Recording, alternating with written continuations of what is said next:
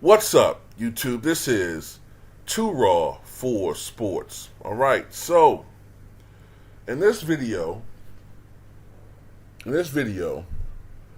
I want to piggyback off of Tiki TV. Now, he did a video today showing how great a lot of the teams were that George Gervin'S Spurs were playing in the playoffs. Right?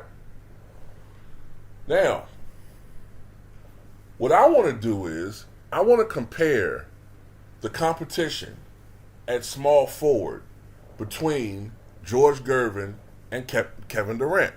All right? Now, for the sake of argument, I'm going to consider in this video both Gervin and Kevin Durant small forwards.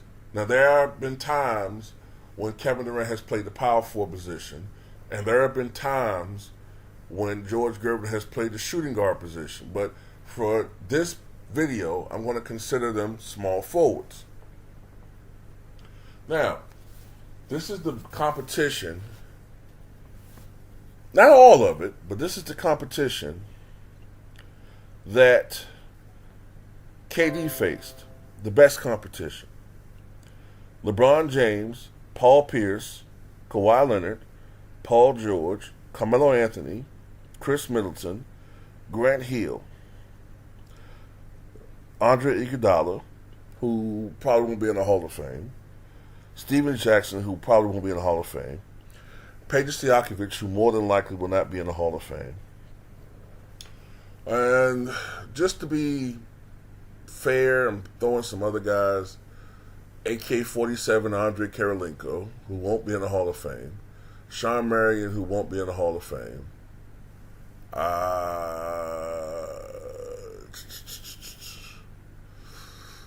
going to throw in Anton Jameson, even though by the time he was playing KD, he was a shell of himself.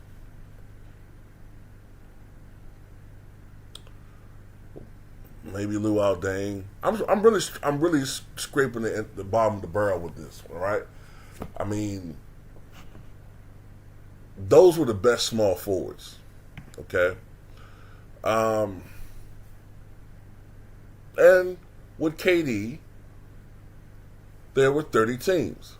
Now, with George Gervin, generally, during his NBA career, I think there was something like 21 to 23 teams. All right? Now, let's look at the difference. With George Gervin, the competition was as follows: Larry Bird, Julius Erving, James Worthy, Dominique Wilkins, Rick Barry, John Havlicek, Bernard King, Adrian Dantley, Alex English, Lou Hudson, Marquise Johnson, Randy Smith, Jamal Wilkes, Paul Pressey, Robert Reed, Rodney McCray,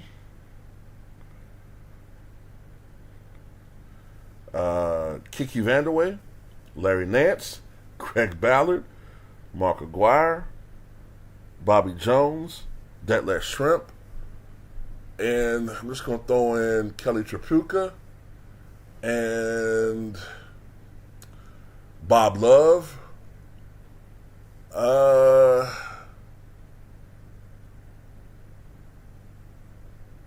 That might be about it. Oh, Bob Dandridge. Bob Dandridge, another Hall of Famer. And I'm trying to remember whether he was still playing or not. I believe he was. But I'm not certain of this. You know what? I'm not going to include Chet Walker because I'm not sure if he was still playing in the NBA when the ABA-NBA merger occurred, or he may be at the end, so I'm not going to include him. But, look, far more competition at that position for George Gervin. Also, there were fewer teams. So that means that on any given night, Gervin was going up against better competition than KD. Also, George Gervin never played on a team with a guy like Kyrie Irving, an equivalency of that for him, or with a team like the Warriors. Now, a trade almost occurred, but the NBA nixed it due to the fact that it had been unfair to the NBA. The Lakers almost acquired George Gervin. And I mean not 1985, 86, 87 version of George Gervin. I mean 1981 version of George Gervin, when he was still in his prime. But the league nixed that trade because, why? It would have been unfair. But of course, no such rule exists, or if it did, it was ignored when KD went to the Warriors. But let's just, for the sake of argument in this situation, let's say that George Gervin joins the Lakers. How many championships do they win? How many championships does he win? Well, let's just all agree that the 83 finals would have been a lot more competitive. Let's just say that at the very least, that finals would have been a lot more competitive. I think this trade would have happened before 82, so Gervin would have had a championship in 82. 83 would have been close because the Sixers were a super team. Though I'm thinking with George Gervin, it may have pushed them over the edge. I don't know. 84, they would have beaten Boston. 85, they already won anyway. They would have beaten Boston again. 86, they probably would have won another championship. This is when Gervin was maxing out as a player. They could have won, theoretically, 4, maybe 5 championships in a row. I'm just saying. So,